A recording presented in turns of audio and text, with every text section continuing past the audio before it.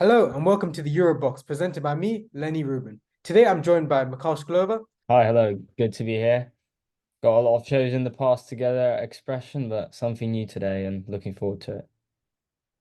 a very new show today. We're going to be speaking about Group A. Yeah, for sure. Group A, of course, having the hosts in it, Germany, also joined by Scotland, Hungary, and a Euro regular Switzerland.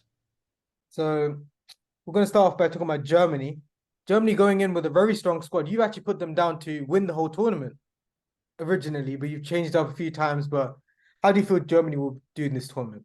No, I think they'll do well. I initially put them quite high in the top. I do think France will win the tournament, but I think Germany will be up there. They're playing at home, of course. I think the group stage will actually be key for them, how they start. This squad, probably the best they've had in a while, perhaps even the best since they've had since maybe Euro 2016, World Cup 2018, I think. Young, exciting coach in Nagelsmann with a point to prove after being, I think, unjustly sacked from Bayern Munich last year in about March it was, I think. So exciting squad. I think a mixture of experience and talent in it. A bit of a buzzword, but Germany is actually a definition of it. So I'm looking forward to what they're going to show in this competition. I think they've got immense potential. They're obviously going to be playing at home, which realistically is always a massive boost. I think the hosts have done pretty well recently in home competitions. If you look at Portugal 2004, they did well at home. You look at France 2016, they did well at home. England obviously went all the way to the final with most of the games which they played at home. So it makes an impact, and I think it'll help Germany as well. So going into this tournament, we can see a very outstanding player in the form of Cruz, who's coming back to this Germany squad. Formerly retired last Euros and then came back for this tournament. So as a Real Madrid fan, especially, how do you feel he's going to do this tournament? I think it's a massive boost for Germany. I mean, there's a reason Nagelsmann invited him back into the squad. There's no one that Germany was able to find in the last 2 years. I believe 2 years ago he retired. Correct me if I'm wrong. Yeah, there's no one they were able to find. They don't have an alternative ball playing midfielder who can actually drop deep. At times this season when Tchouaméni was out for prolonged periods of time, Toni Kroos was the man dropping into the CDM role. So he can play from there. He's obviously got immense figures next to him, the likes of Gundogan, that whoever will play next to him, there's a range of options. We're getting reports that Emre Can is now getting called up to replace Pavlovic. So it's going to be interesting. He's gonna give it everything. We know it's his last tournament. He went out on the highest point you can go out as a club football player. And to go out and have a good tournament up here, I mean, we know he's in for the Ballon d'Or shout. I don't think he's the favorite, obviously. There's been players who outperformed him, especially at Real Madrid. But a good tournament for Germany, a couple of assists, maybe a few goals here and there, and who knows what will happen. So big tournament for him, and he's a massive boost for Nagelsmann's side as well. But when I'm looking at this Germany squad, the one thing I see is that a lot of the squad they're bringing is obviously from the Bundesliga, but they have strength in the starting 11. But when it comes towards the bench, it's more or less like weaker players, if I would say, comparing the two. Because if Yeah, even of later in the game, they need someone that's lethal. It's very hard to see when it comes to the bench. yeah, it's interesting. I'm actually gonna open the squad for you. I'm gonna open it in front of me, but while I speak, but still to a little bit to slightly contradict. I think no, I'm actually looking at it now. There's quite a few options off the bench. I might disagree ever so slightly. I mean, the starting 11 looks to be nailed on. It's going to be Manuel Neuer in goal, although I think it's about time for Ter Stegen to get his chance, but looks like Germany will be sticking with Neuer until he retires. Rudiger and Ty is an immense pair. I've not been a fan of Ty in the past. He made a lot of errors, wasn't really getting his time at Germany, but obviously after a season Uh, like that with Leverkusen, you only expect him to start. And Rudiger, well, there's not much introduction needed here. Kimmich, Mittelstadt, I think that's the two fullbacks we're going to have. Andrich, Cruz, Gundogan, Wirtz, Musiala, Havertz. That's the expected starting 11. But there's actually a few options. Leroy Sané, excellent season. Had an excellent first half of the season for Bayern. Him and Kane actually linked up very well. Kind of lost his momentum a little bit through some injuries in the second half, but obviously still put some good performances. First semi-final against Real Madrid as an example. Shouldn't forget Nicholas Füllkrug. Scored twice, I believe it was, for Germany in the World Cup against Costa Rica and Spain. And then obviously had a great season at Dortmund, almost scored in the final, just merely disallowed by an offside. And other players, Thomas Miller's got his experience. Pascal Gross can come off the bench. I mean, Schlotterbeck will probably start. I'm looking at who can bring it off the bench. There's not as many options. You're right in saying that. Not as many star players compared to the likes of France or England, but definitely some options in there. And we'll move on to my, well, I'm holding a Spain badge as I say it, but my one of my underdogs, I would say, but they always go through the group stages in these tournaments. But they're a team that I love. Switzerland go into this tournament with a very strong squad, especially taking Xhaka, who's part of that undefeated domestically in the Bundesliga and DFB Pokal. Granit Xhaka, Noah Okafor from AC Milan, he's been having a good season. And you have Manuel Akanji, obviously a very standout talent in the Man City squad in their defense. A player who I've specifically a few years ago, I'd say towards the Euros, last year is 2020, which happened in 2021. I said Akanji will be a starter player and Man United should sign him, but he wasn't as out like he wasn't as broad of a player publicly as he is now, as he was the Borussia Dortmund centre back. But Yeah. him and Zagadou's pairing was quite a good pairing in my opinion, but it caused very mixed opinions. Oh, Akanji was definitely the stronger of the two, so for sure. And then we've got Jan Sommer, a very good player currently at Inter Milan. Would you like to speak more about him? Yeah, it's actually good you mentioned it. I was going to speak about it a little bit. I think overall, Switzerland have got maybe arguably the strongest pairing of keepers in the whole Yeah. competition. Kobel and Sommer. Murat Yakin made it clear that Sommer is the starting keeper. He's proven himself for Switzerland in the past as well. What a season. What a season. I mean, he struggled a little bit at Bayern. He got his chance last year, got his first Bundesliga title. That was all good, but he didn't really perform to the way Bayern have expected him. And then the move to Inter Milan, seemingly not as optimistic as we thought to replace Onana. Actually, he's done as well as Onana. He's had a brilliant season, and the fact that Inter Milan had such a good campaign with winning the league, was it 3 months before? Was Yeah. it late March? I think it was. He's one of the reasons for that. Kobel obviously will be really disappointed because he's had a great campaign with Dortmund. But Sommer's the captain, I believe, or one of the captains of the national team. Sommer's the experience facing this team and obviously in great form as well. So big tournament for him ahead. And he's the one that could actually carry Switzerland a bit further on as well. There's a player that stands out for me in the squad, a player that's been there since for years, and that he is a veteran in that squad basically now. Xherdan Shaqiri. He had an amazing 2018, amazing 2020. I wouldn't say he stood out in the 2022, but I would say he is coming into the squad as one of the big veterans in that. So Xherdan Shaqiri, I feel like he will stand out in this tournament as well. But what do you think about Xherdan Shaqiri? It's funny you mentioned it. He's actually delivered in every competition he's played. In 2014, hat-trick against Honduras, great competition. Took that Switzerland through the knockouts, and they almost progressed past the future finalists, Argentina. 2016, of course, that bicycle kick, probably the best goal at the Euros over the last few competitions. 2018, winning goal against Serbia. 2021, think he scored one, I believe, in that competition. I may be wrong. So he always delivered for Switzerland. Obviously, now at Chicago Fire, his club career kind of fizzled out a bit too early. He's obviously had his moments, but he's the one player who just delivers for Switzerland. And as long as he's there, he's always a threat. You don't forget how to shoot from outside the box and hit the top corner. You don't forget how to make the runs. And Shaqiri's still got that quality. And playing for the national team is a very different way of playing to the club. There's 7 games.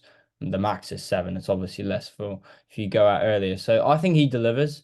We'll see to what extent. It obviously won't be as shiny as it was in terms of his performances in the past, but I think he'd be the name. Overall, Switzerland, I'll quickly mention, is they're just a team. They're consistent, but there seems to be always a limit. I call them the last 16 merchants because they always go through the group quite easily, but then they struggle in that first stage.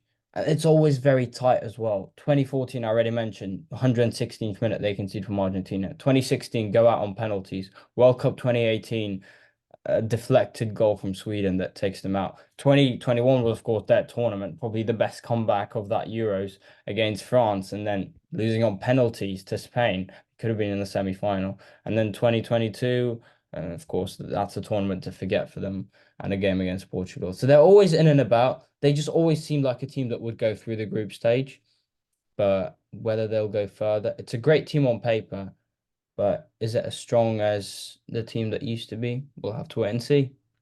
Switzerland missing out on two key players in the form of Ebola with a hamstring injury and Zachary with a thigh injury, both doubtful for the Hungary game. But they've been vital parts of the squad in the past, but going into their game against Hungary, which was a team we'll speak about later in the episode, how do you think they will fare without them? Yeah, I think two Monaco players, of course, two misses. It's the two players with experience in the Switzerland side, so obviously there'll be a miss. Whether Switzerland have someone to replace them, I think they do. There's a few options. Of course, the back line looks to be settled already. And midfield, I still think it's going to be a midfield of Xhaka or Remo Freuler. Whether Shaqiri starts in this team, we'll see. They've got just enough for the starting 11 and a few options off the bench. This is where the likes of Xhaka, the likes of Akanji, they're the players on form. And luckily for Switzerland, they're the start players as well. That's where they're going to step in. But the fact that Zakaria and Mbola are missing that very first game against Hungary is a problem for Switzerland because arguably that's the biggest game of the whole group stage. It's possibly a game for second for both sides. So, or at least that's how I view it. So obviously two big misses. Hungary, they're going into this Euros in their last four games. They've won three and lost one. But going to this tournament, they might be seen, in my opinion, they might be seen as underdogs because looking at their team, you got currently not starting for the team, I don't believe, but Gulashi, very veteran goalkeeper, and you got other strong players. You got Szoboszlai from Liverpool, and you got Salai from Freiburg. But other than that, who do you think could stand up in this team for Hungary? Carl? Well, it's a team actually built around Dominic Szoboszlai. Yeah, you mentioned Peter Gulácsi. He's obviously off the back of a tough injury for Leipzig. He's obviously recovered from that now. Whether he's back to his normal self, we'll have to wait and see. It's a team not consisting of a massive amount of names, but it's a team built around Szoboszlai and it actually works. And Hungary historically do very well in Euros. Well, I say historically, the last two Euros have been excellent for them. 2016, they were probably the most memorable team of the competition, mostly thanks to their goalkeeper, but also to thanks to some amazing performances in the group stage. 2021, obviously, they were very, very unlucky with their group. France, Portugal, and Germany. There was only one way Hungary was going to go from that, as it seemed at first. But they were actually only 6 minutes away from qualifying.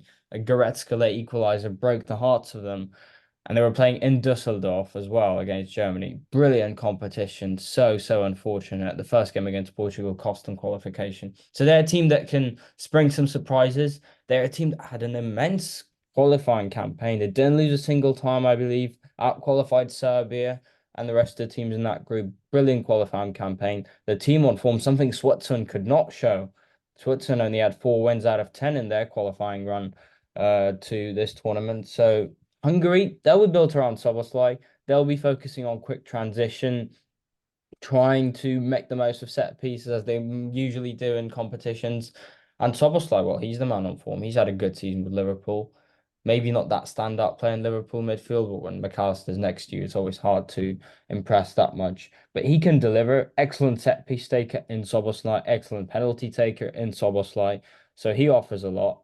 The team will work really hard. It's a team that also other players, Kerkez from Bournemouth, I think. I was gonna say that, yeah. No, Schäfer from Union Berlin, Nego from the Havre, so Dardai from Hertha Berlin as well. So and obviously Willi Orban is the other one, centre back from RB Leipzig. So they've still got names. And these are names that played in the Champions League. So the likes of Willi Orban played against Real Madrid and they actually played quite well against them back in February. So there's a bunch of names in here. But how do you feel they'll fare in this competition? Will they? What is your prediction towards that? That I put them as my dark horses. I believe a lot in Hungary. We're not speaking too much about predictions, I know at this second, but I put them second in the group behind Germany. I really do, and I think they go far in this competition. Potentially, we shouldn't say it, but they could be playing England in the quarterfinals if they finish second and England finish first, and both teams go through the round of 16. So who knows? But no, Hungary's definitely my side to watch and my underdogs. Your underdogs. I personally had them going fourth, but we'll see towards the tournament because anything can happen in these tournaments because we've had loads of underdogs coming through, going through the group stages. But we'll move on No, to definitely. You could be right. That's the beauty of Euros. The beauty of Euros, anyone could impress. Every year, we said it before we went live that any team can actually spring a surprise. And when we predict brackets, there's always going to be one team that does well. Maybe it's Hungary, but they can also have a shocking tournament as well. but now going on to Scotland. But going into this tournament, who haven't had the best. of form, losing 4-1. Let me start off with from October, losing 2-0 to Spain, 4-1 to Yeah. France, 2-2 with Georgia, 3-3 with Norway, 4-0 loss to Netherlands, 1-0 loss to Northern Ireland, and only win in their last games have been to the Gibraltar 2-0.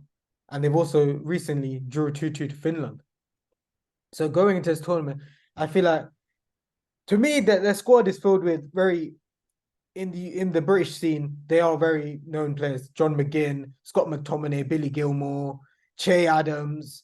You've got Andrew Robertson, of course, who's previously had amazing seasons at Liverpool. And so, what do you think about the squad? Sorry, I'm not a big optimist when it comes to Scotland's competition. There's a few players. You mentioned the squad.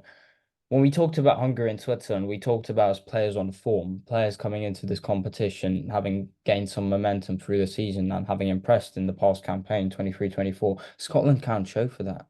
Andy Robertson, unfortunately, has passed his peak at Liverpool, or at least currently doesn't find himself in the best form the way he would be in 2021, 2020 when he came into the previous competition. McTominay had great spells. Obviously, both me and you follow United very closely, but McTominay's not a starter for United, at least most of the time. And whether he's the one that would carry Scotland in a national competition, I'm not so sure. This team is strong. They're going to play the way they've always played in international competitions. They're going to fight very well. So it's actually going to be a very physical game between Hungary and Scotland. That'll be an interesting one. It's a question of who would outrun who and who would get the most of set pieces.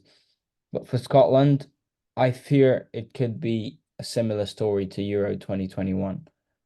Great performances, a good result, maybe even against Germany in the opening game, but then they just won't have enough and they'll concede maybe even a few silly goals. If you think about the one that Patrick Schick, it was a beautiful goal, but quite a necessary one as well. I just don't see Scotland qualifying, unfortunately, from this group. But look at the squad.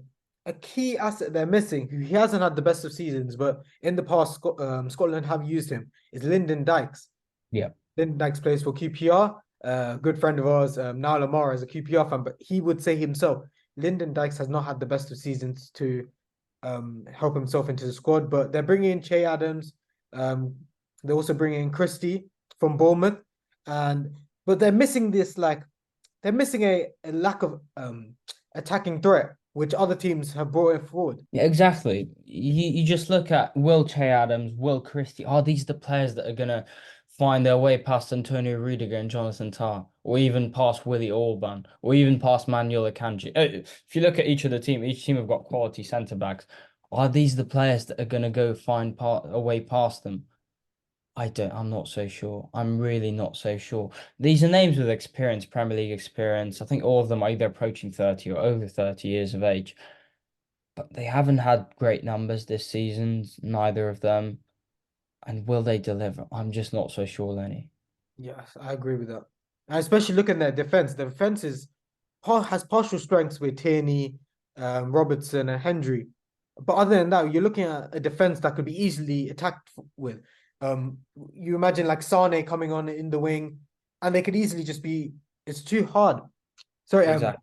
Yeah, No, I agree. I think Scotland, they won't be an easy team to play against by any means. They're not gonna be beaten by big score lines, I don't think.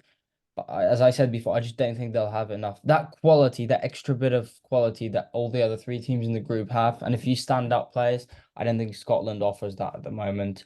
And the other thing, Scotland still have less experience of international competitions. They've only played in one tournament, this generation of Scotland players, Euro 2021, and that wasn't the best experience. Hungary, Germany, Switzerland, most players in that side, this is their third Euros. For some of them, their fourth Euros. They know exactly how to perform at this stage. Also, Switzerland, Hungary, and Germany. I don't know how much of an influence that makes, but they all border Germany. The travel will basically be short. That in some sense they'll be playing at home. Scotland, they'll have to hop across the border, hop across the British Channel, and travel a bit. So it'll be on a 1 hour time difference as well, if that makes any difference at all. But they'll have to adjust a bit to Germany. With Hungary, Switzerland and Germany, all three will be basically playing at home. yeah. But we're looking at the squad also. So it's very Celtic dominated when it comes to the Celtic Rangers rivalry. Um, how do you feel that fares in the squad being having like a very Celtic core? Well, look, Celtic, they won the league in Scotland, I believe, this year. They're all professionals. They're gonna fight for the Scotland badge, and I don't think that makes a massive influence. I mean, we had Real Madrid and Barcelona players in Spain in the past, and that Spanish team went on to win three international competitions consequently. So, don't think that makes too much of an impact. I think it's going to be a Celtic core. Well, saying that, attacking wise, I still think they're probably going to go for Che Adams. But at the back in midfield, there'll be a few Celtic players here and there, and obviously you'd expect that from the Scottish champions. But no, I don't think there's going to be much of an influence in the Rangers Celtic rivalry at all. So the first game of the tournament on Friday, Germany versus Scotland. How do you feel this game will go? I can't wait, Lenny. I'm so looking forward to it. I'm so looking forward to it. I think everyone is. It's big for Germany. The pressure on Julian Nagelsmann's side will be incredible. We have to remember, not qualified from the group in the last two World Cups, knocked out by England quite comprehensively, to be honest, in 2021. Germany have not had a good competition in 8 years, and they're playing at home for the first time since 2006, where they failed to bring the trophy home as well, losing to Italy in the semi-final. The pressure on Germany will be immense, but for them, there's only a way out. They're probably going to be quite happy playing Scotland first, because defensively, it's the team probably easiest to break down at the moment, especially with pace. They're going to have. I expect them to start with Musiala, Havertz, and Wirtz, with Gundogan just behind them, and then Robert Andrich and Tony Cruz. They're going to go at this Scotland team. Scotland will just have to wait on their chances and wait for the counter attacks. Those opportunities will arise, and that's where the likes of Robertson will really have to go in that left-hand side, use the space. Scotland will have to. They'll have to try and risk, have to try and find the opportunities. Germany, they're going to fire from all cylinders. But then the message, I think, from Nagelsmann will be go, go, go. They have to impress from the start, because if they fail to do that, the pressure on the German side will even increase, and they have no margin for error. And this could potentially lift the total a little bit off Scotland. But historically, if we look back, home sides sometimes struggle in their first opening game. You look at France against Romania 2016, only a screamer from Dimitri Payet was enough for France to squeeze past Romania. You look back the years, Portugal lost their first opening game to Greece, which they went on to lose to Greece again later in the competition. Obviously, Poland and Ukraine failed to win their home games in 2012. Italy started well, though, in Rome, of course, against Turkey. So it could be a mixture of results. I don't think it'll be as easy for Germany. I think Scotland even may find a goal in this competition. I think Germany will have the quality though to storm past Scotland. It's going to be a really exciting game. Loads of chances, loads of attacking football. This game screams goals. So I'm really looking forward to it. I think it actually has the chance of being one of the best games in the first maybe 5 or 10 in the tournament. So yeah, really, really looking forward to it. And it's obviously the first one, which makes it special as it is. I will have to go over the same, but I'm feeling more of a, as you say, Germany are going to go into this with the go go go mentality. But I feel like it's not going to go the way of as in the past where the teams have lost in their opening games. I feel like Germany go into this tournament to prove a point. Yeah. This is their tournament. And I feel like this could end up being a 3-0, 4-0, maybe 4-1 if we're letting Scotland score a goal, but I feel like this could be a 4-1 Germany. So do you feel Horn like was actually my prediction in the UEFA app. But who do you think delivers for Germany player-wise in the first few games? Because there's a lot of players that have got attention on them. Wirtz is the big one. He was in the shout for the Ballon d'Or, but the Europa League final loss kind of put a question mark next to those optimistic predictions. So maybe him, maybe someone else. Who's your players to watch first game round? I would say he gets subbed on, but I would say Leroy Sané will be like one of their standout players. If you look at early in the season, their game against Real Madrid in the first leg, he scored a goal. He got an Yeah. assist in their last friendly against Greece. So I feel like he could push himself into that main squad and possibly be a threat in that squad. I agree, actually. I think Sane, I'm surprised he's not starting, to be honest. And whether Nagelsmann will try and play with more traditional wingers, which Sane is one of, we'll see. Yeah. Nicholas Fulkrug, he could be a standout player in that squad. And Jamal Musiala, of course. I'd say those are the three standout players in that One Germany. quick question. I know it's been discussed a lot. The absence of Matt Hummels, the absence of who else was it? I believe. Well, Emre Can has now been called up. The absence of Matt Hummels, how much of an impact? Do you think it's a mistake from Germany to not take a veteran? I know he's a veteran, but been one of the best centre backs, at least in Europe this year. And they always say if you do well in the competition, no one's going to question your decisions. But if Germany don't turn up, people are going to throw some stones at Julian Nagelsmann for not picking the veteran. They're taking Schlotterbeck from Borussia Dortmund as their defender, but I feel Germany, when it comes to defense, have always been one of the strongest sides. So Yeah. going to a squad, I think Matt Thomas will be a miss for the squad, but if you look at the backups they brought, instead it's not the backups, but more the players they brought instead of Rudiger, Tar, Koch, Hendricks, Raum, Schlotterbeck. I feel like they've sorted out there. I feel like Hummels would have been a surplus for the squad. But moving on to the second Group A game, Hungary versus Switzerland. How do you feel that game will go?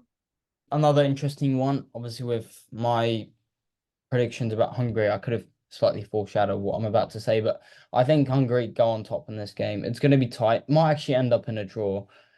I actually think it's going to be a draw, but Hungary will probably be the better team in this. Uh, I could be mistaken though. The quality in the Switzerland side is immense as well. It's going to be a tough game. I actually see it one of the. I think Switzerland will have more of the ball just simply because of the quality of players. Jack is going to play a big role in that, and the likes of Akanji, Xhaka, they're going to want to keep the ball. Rema Freuler as well from the midfield. Whether they will have enough to break down Hungary, I think so. I don't think it'll happen. I expect a 1-1 draw. I think so. I think Switzerland open the scoring probably in the first half, but I think Hungary have just enough quality in the second half to bounce back. Could be a penalty from Soboslai or something like that, a corner kick maybe delivered, and the likes of Willi Orban with a towering header, making it 1-1. It's usually how it happens. So I think a 1-1 draw, a very exciting game. I feel like 1-1 draw is a reasonable prediction. I would say I would have to go for the same because this game is they're both very equal squads, so you wouldn't be able to tell whether Hungary would be the one to dominate or Switzerland. I feel like they're very equal, so I feel like a 1-1 draw would be the best prediction to give for this game. I agree. I agree. And it's going to set the tone for them both. They probably will be happy not to face Germany in the first game. Scotland obviously falling a bit unlucky. And then who's playing Germany second? That's the important bit. Is it Hungary or is it Switzerland? I know we'll get onto those games later on next week, but It will just be looking at this game and analysing in the Hungary. context, Hungary play Germany first. Hungary plays. So for Hungary, they'll need a result in this game. A loss for Hungary, unfortunately, will Switzerland is playing Germany at a good time when Germany quite likely would have fulfilled their targets of qualifying. So Hungary need a result more than Switzerland in this game, but obviously both teams would want to go off on a high. But 1-1, I think, is what it's going to be. I feel like a 1-0, maybe a Xhaka screamer to start the tournament good. Well, And who knows? He's the man on form, isn't he? and I would say Willie Orban as well with like a header to bring the comeback for Hungary. But I've been Lenny. I've been joined today by Mikhail, and this has been the Eurobox and episode 1. Make sure to follow, like, and subscribe. If you're on streaming platforms, make sure to follow and give us a 5-star rating. And thank you for listening.